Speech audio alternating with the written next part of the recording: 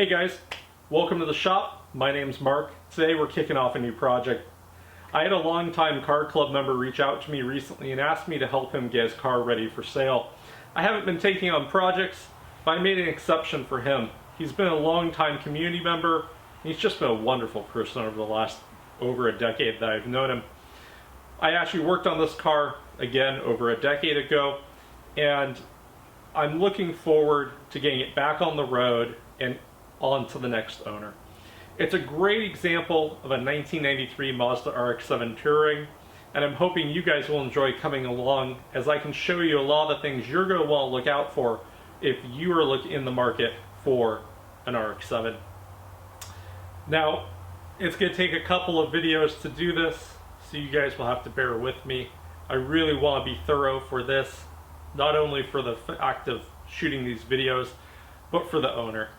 I know that he'll enjoy this series, and I'm even more excited about the end product for him. So let's go ahead, go pick up the car, and we'll see you guys shortly. Out of respect for Michael, the owner, and his wife, I didn't want to film at their residence. I wanted to take you guys along as I drove this car home. It's been sitting for 2 years as Michael's been in the hospital, and it's kind of surreal with the world we're in today to be bringing this car home and to be getting it ready for sale and to be passed on to another owner. He's had this car since I believe 1997. I'll have to check the paperwork in the back. He did have full records. Now, this is everything I love about a stock 93 Touring. This car, in vintage red, the tan interior, was the first FD Rx-7 that I drove.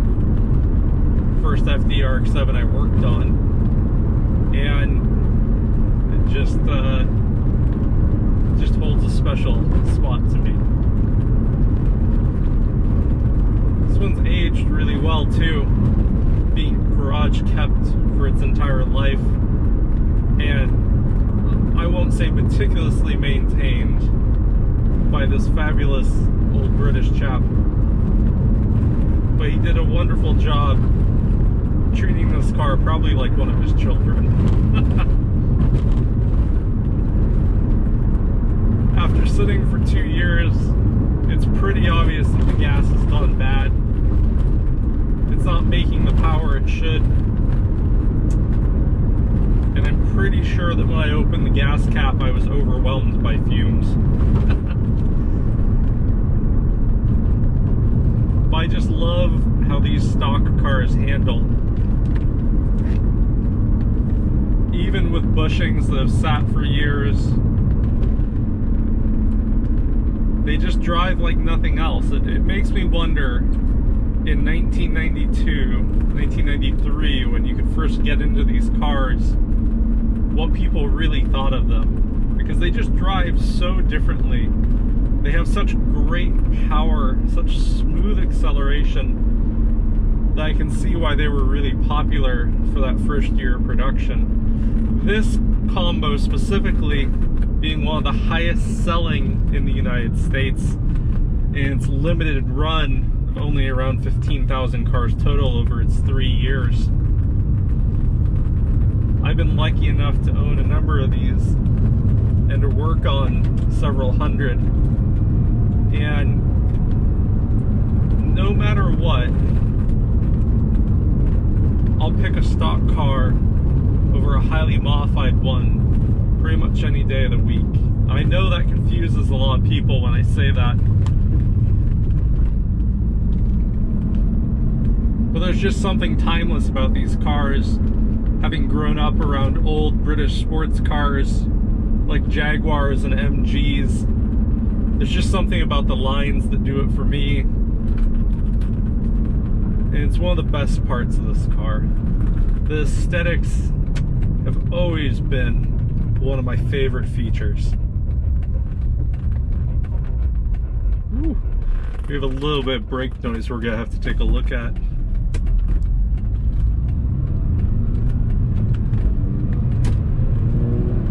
Now this car, like many of them, being a 1993 car, it has its quirks, it has its problems, it has its touch-ups. And I'm really looking forward to uncovering more about it, because it's been over a decade since I last really put my eyes on this thing and had it all lift, and I don't remember much about it other than the work that we did at the time.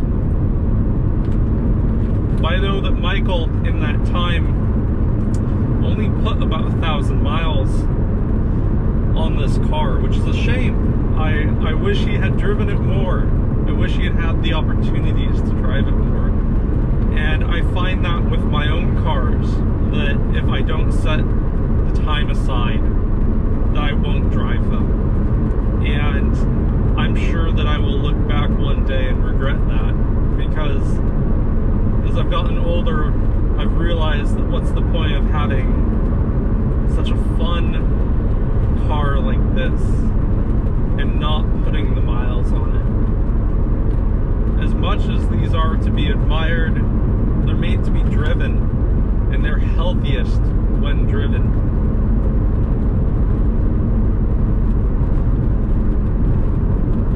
You can really feel the old tires that need to be replaced on this.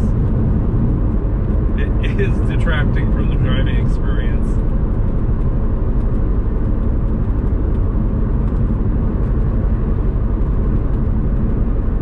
And I know I'll say it probably 100 times in this video, but it's just so nice to work on a stock car. And I can't wait to show you guys things like this wonderful phone. I'm not even sure how it unmounts. But when's the last time you saw a car phone, a real car phone?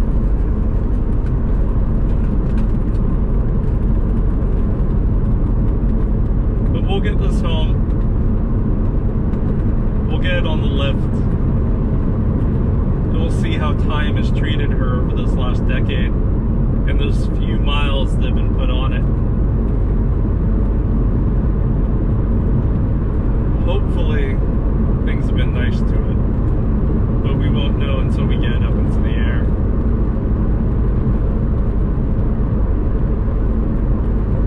It's just a beautiful day for this.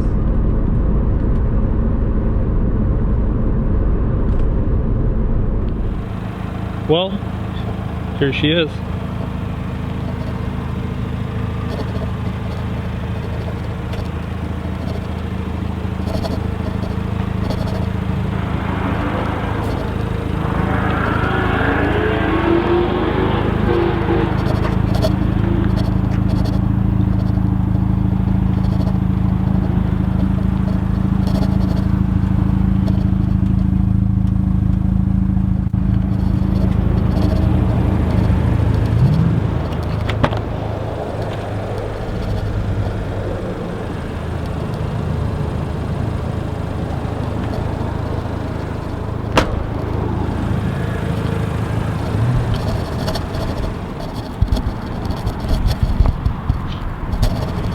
Well, that was an uneventful drive home, but now that the sun's setting, let's get to the shop, get on the lift, see how she's held up over the years. So let's get started with the exterior. Now, I've got the hood open because I want the car to cool off before we get to the engine. I don't know if we'll get any work done on it tonight, but we'll go ahead and let it cool down. Now, the first thing that I noticed on this car is that the paint is in pretty good condition. It really pops in the light. Everything matches very nicely. And overall, if you didn't know any better, you'd say this is just a beautiful car.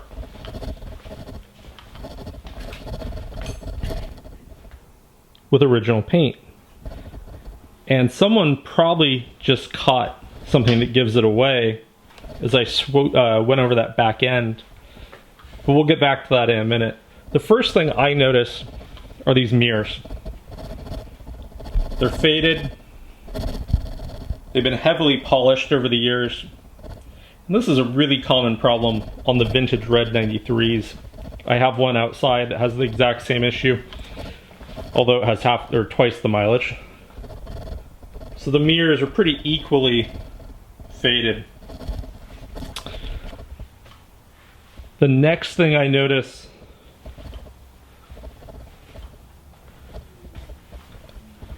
is over here. So when you get into the car and you take a look at the roof, you see orange peel. It was really uncommon to see this much orange peel on these cars, especially one that's been waxed, cut, buffed like this one has. I can also see some pitting that I can't really show you on camera, but the thing that really gives it away is this hatch. And I don't know if the camera picks it up well enough, but you can see it's a lighter shade of red by just a hue. It really takes a good eye to tell the difference between the two of those. I never noticed this before, to be honest. At least I don't remember noticing it. And a couple of other things give it away here that we'll get to as we put up in the air. The big one is the lack of the VIN tag there underneath the door catch.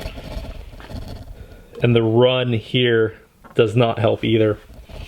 So obviously this car's had some paint work. It was done very well, probably many years ago, probably prior to Michael's ownership. I'll have to confirm that, but it was shot with good paint and they did a fantastic job overall. I did all my normal checks under the hood here earlier, and I can find no signs of a front end impact. All of the original seam sealer is on the core supports. All of the original seam sealer is up on this apron. The factory alignment, this is where the pins drop in when the machine sets the fender on, or the jig sets the fender, and the factory seam sealer is on here. On cars that have been painted, these fasteners are scuffed up badly, and these are usually missing as the shop uses it as an alignment point. The other thing I always check is right here. This is the factory Crumple Zone, or one of them. And this car is completely untouched. And walking around it, checking all the panel gaps, they're great. They're spot on. I see no misalignments. I see nice, clean, crisp lines all over the car. So it's really curious why this car was repainted. And much like you saw on the mirrors, in states like Arizona and Texas, this paint, it looked much worse than these mirrors. It would just fade away. So we'll run a Carfax and see where this car came from originally. I would be really curious to know if this came from a very hot state that maybe spent the first years of its life outside as a, beautiful red sports car. The other door sill here has also been painted and is missing the tag. So it's had a full respray from what I can tell, all the way up to the roof. And that's what makes me think that it was due to fading. Now, whoever did it just did a great job. I mean, the tape lines are pretty much non-existent. They blended this beautifully into the fenders. It was obviously a high-quality professional job done by a respected shop, because someone put time into this. Someone put money and time into the correct prep. The masking is all good. And we'll get to that as we get under the car. The thing that really stuck out to me, and I didn't even catch it, to be honest. I hadn't noticed it yet. So there's a tiny amount of peeling right next to that kidney vent. So they obviously focused on the top of the car maybe a little more than they did on the bottom side for prep, and that again corresponds with maybe a faded paint respray. But still, just a gorgeous car. I'd still give it I would give it an 8 out of 10 if it didn't have that ding on the fender, that little patch peeling. I'd probably give it a 7.5 out of 10, which for this old of a car is quite the accomplishment. Overall, I don't have anything to show you guys really wrong with the car. Usually I end up with cars that have cowls where the seals are lifting. The only thing I noticed is the cap is missing off this wiper. That's pretty common. The glass looks original. This window seal, or the glass seal, is original. Same for the hatch. So it's just a very nice example. All the trim is in really good shape. And the door handles, even they actuate nice and smooth. These are a common problem.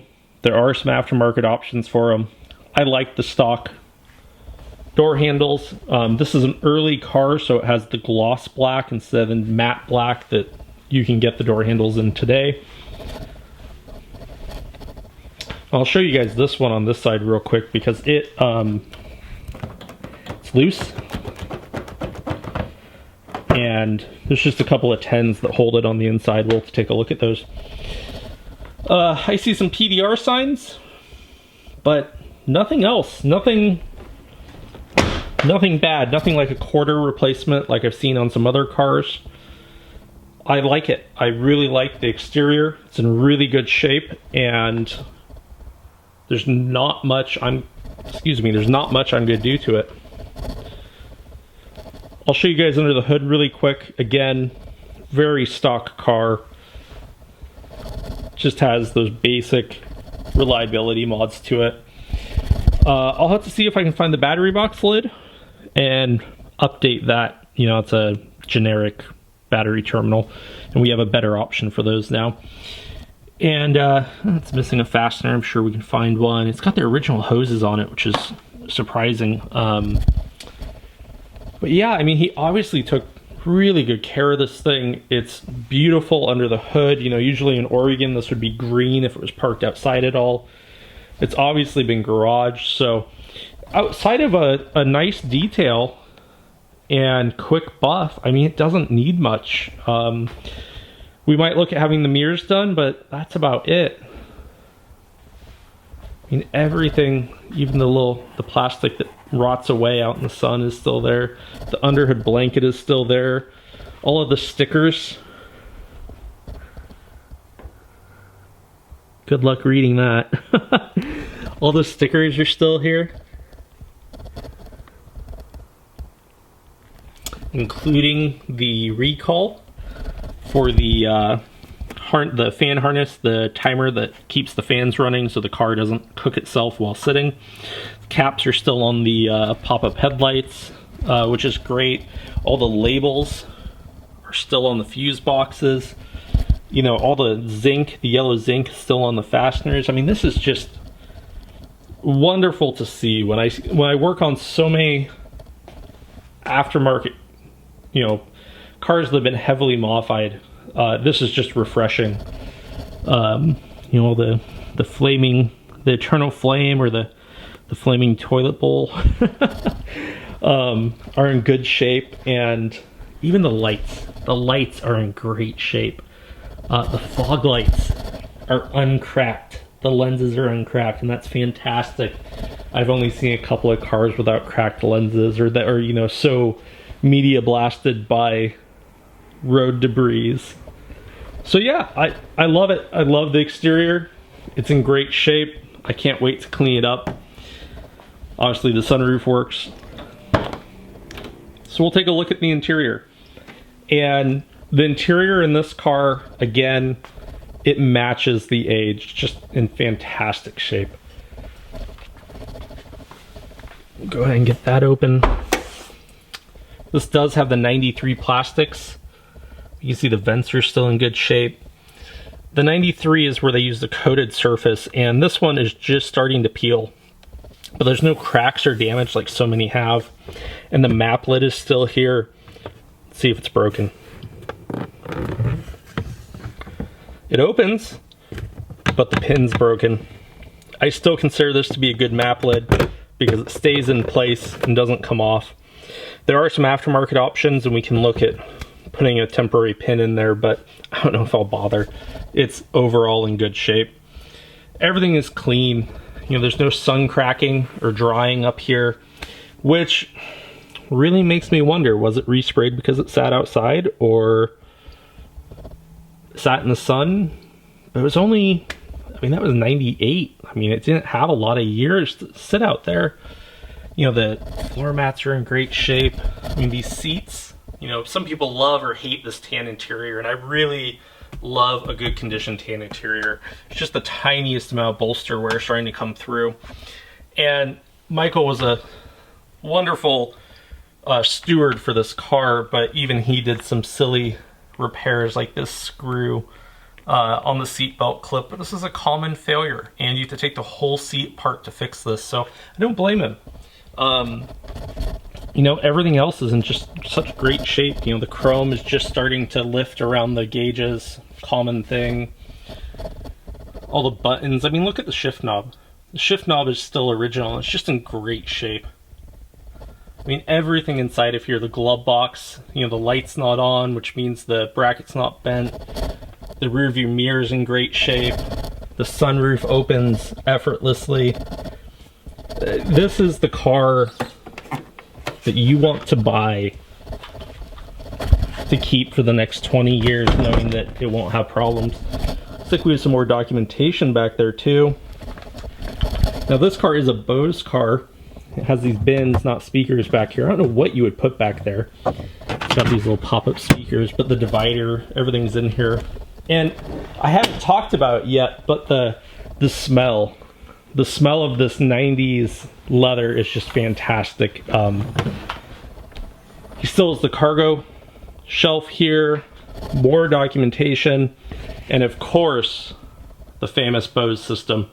I have not tested the stereo. We'll have to see. I have no idea if it still works, no idea if the antenna still works, but we'll find out. But again, that paintwork is just, you can't even feel the blends. They did a great job. You know, all the emblems are back in the right places. You know, I'm really confused as to why they painted it. But I'm sure, just like all things, it will reveal itself. The other thing you really want to watch for on these interiors, well, there's two things. First, is this cracked? And yes, it is. That means someone used their elbow to get out of the car on that. And the other thing is the passenger door grip. And this one, I am really happy to say, is in beautiful condition. No cracks or damage, really no tears or marks on here, and it's firm. It's common that people grab these, passengers grab these when they're scared because of how fast the cars are or how the person's driving, and they break them. It was a bad design. Again, yeah, check all these corner plastics. That one back there was obviously cracked. But you know, all the vents are in great shape. And one of the other things I usually check outside the car here are these vents all the way along the dash. They will tell you a lot if the car was sat outside. They'll be cracked, crumbling. These look to be in excellent condition.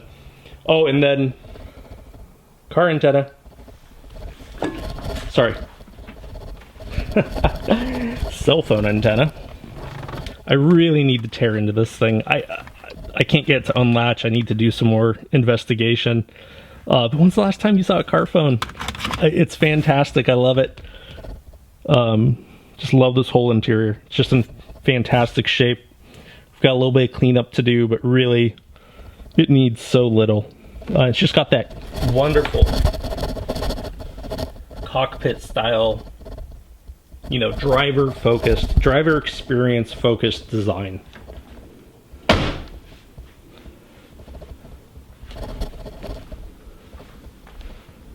So there's obviously some more mechanical things we will want to check when the car's cooled down. You need to check the radio, you need to do some electrical tests, wipers. It's common that the intermittent speed burns out. I mean, there's still some things to check. You know, I know all the lights are good. We checked all of those before we left.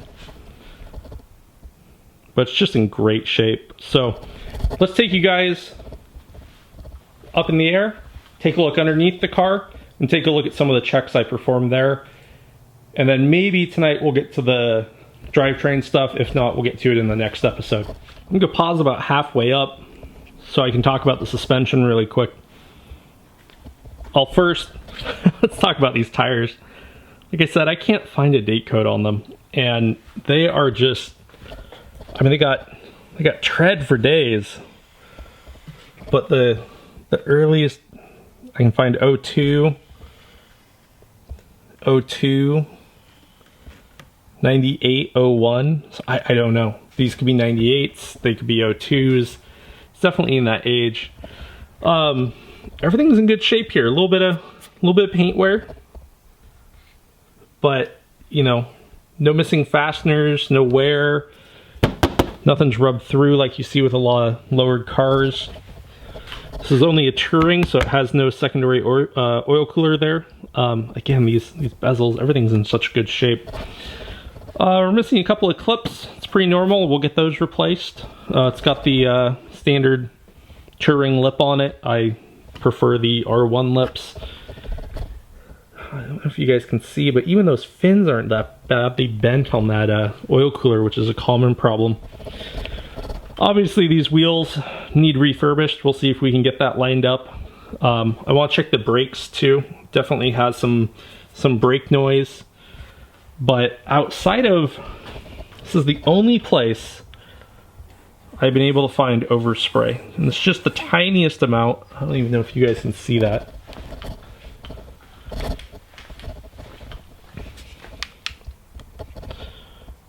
So just a little bit right there on that fender liner. And nothing else really. I'll have to take them out, clean them anyways. But I don't see any oil leaking from the struts. The brake calipers look to be in good shape. There's plenty of life left on those pads back in there. But this is really, you know, you can just start to see some of the quality of that paint work. You know, they didn't wrap the edge really nicely there.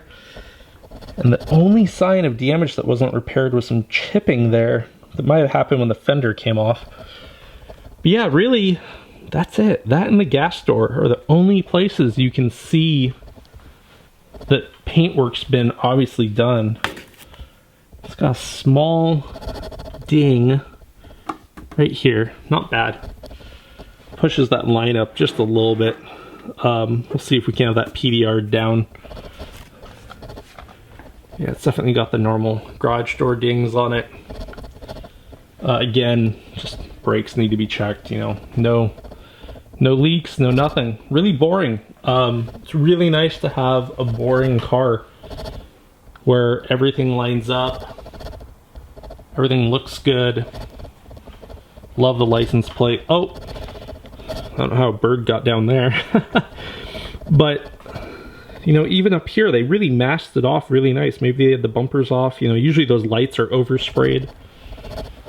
So is the factory catback in really nice condition, surprisingly. But yeah, everything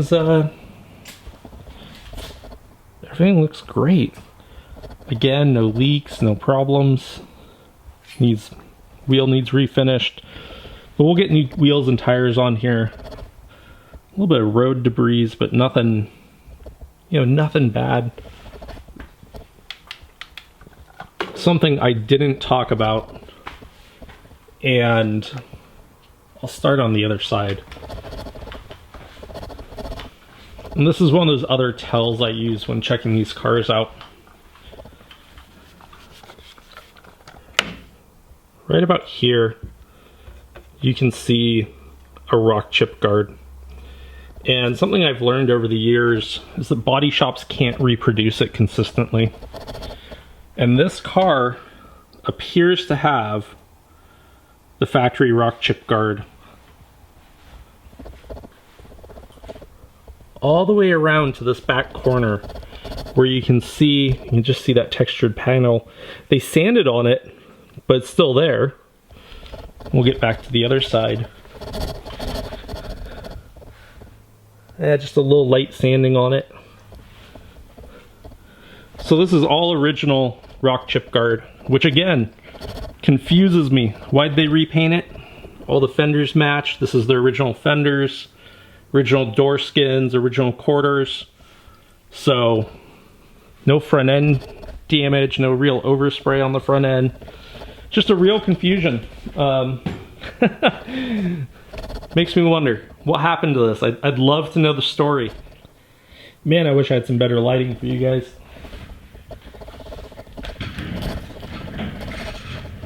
So the first thing I see is a factory under tray, and that's fantastic. You have to have a factory under tray with the factory cooling system. It's just a necessity. I see them ripped off cars all the time. Put them back if that happens. Now, here's an interesting thing. There is the factory tow hook. You can see it's bent just a little bit. I've taken sledgehammers to these things and not been able to bend them back, so it takes some force to do that. But I don't see any damage along here. Even the flimsiest factory sway bar mounts in the world, thank you Mazda. I know they were trying to save weight, but that was not the right place to do it. Even they are still in good condition, unbent shape. No leaks, no tears of the rubber boots. Everything just looks to be in really good shape. Dirty, but in good shape. Obviously we have a little bit of fluid leak. Now I smelled coolant earlier. I'm guessing we have a hose loose. Maybe from the work years ago, we'll find out. But it shows signs of a recent alignment. Marks on the adjustment bolts. But otherwise, nothing to write home about. The oil pan has just the lightest sheen to it, and it has been resealed. It's part of the work we did years ago. There's no real oil down here. You can see that 3-inch downpipe. But let's take a look back up here. That looks like coolant to me on the edge of that. And if I can sneak you guys up there. Oh, I don't think you can see it, but on that aluminum radiator where the lower hose goes into it, I definitely see green coolant. So we'll have to get this under tray off of here. Everything looks to be in good shape. All original. This car does have a little bit of surface rust.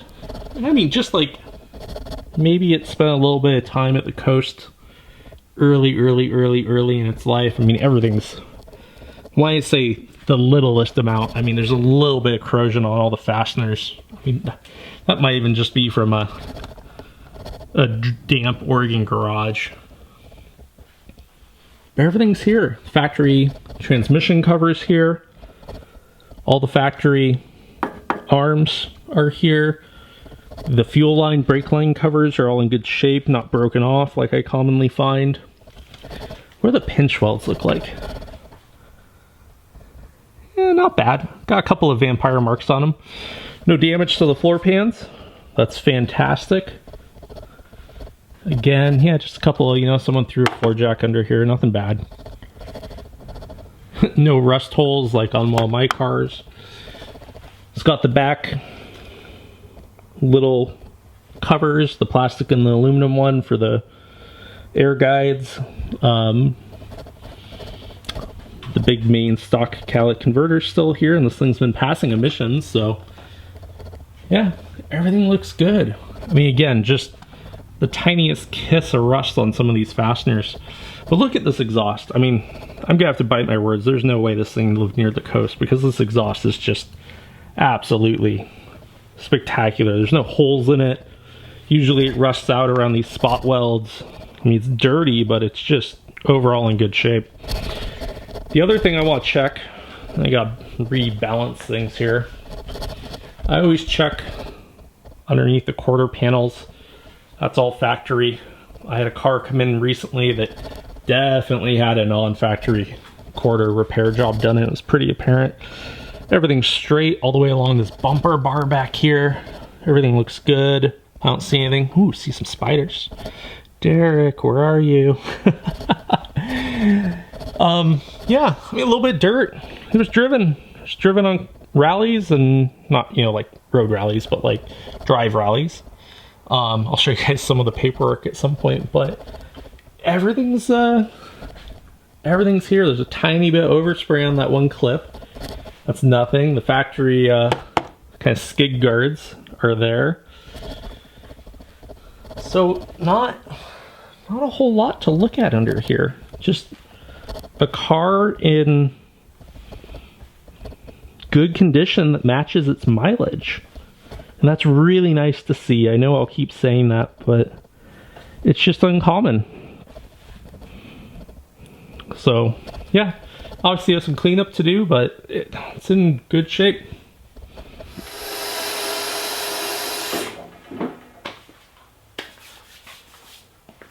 Well, guys, that's it for tonight.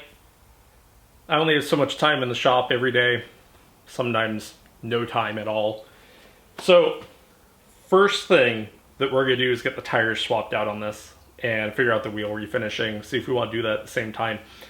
They're just not safe to drive. They make a lot of noise. They've got some pretty bad cracks. I forgot to show you guys that. The next thing we're going to do is take a look at a couple of the things we identified, order those caps in. I think I have a stock AST I might put back onto here. I'm not sure. I might get some grief for even saying that. But now it's going to get cleaned up. I'm going to try to track down that battery cover. I'm going to get those rear toe links in, and I'll probably go ahead and start changing the fluids, doing some of the mechanical stuff. In the next episode, we'll focus on that. We'll do a compression test, and we'll start checking some of the more mechanical things, like I did a really brief check for oil leaks, just, you know, visual. You really want to check the oil cooler lines. You really want to check the transmission output, differential input, half shaft outputs. So there's a lot of things we still need to kind of go through on here, but this episode's getting a little long and it's getting late. So I'm really happy this is in the shop. Really looking forward to getting it back, brought back up to spec for the owner. I'm not looking forward to changing the fuel filter, and if you're looking for me cursing in the next episode, you've got something to look forward to, because it's an awful job. I have no idea why they designed it that way. But we'll get into that next time. Thank you guys so much for watching. I hope you enjoyed, and we'll catch you next time.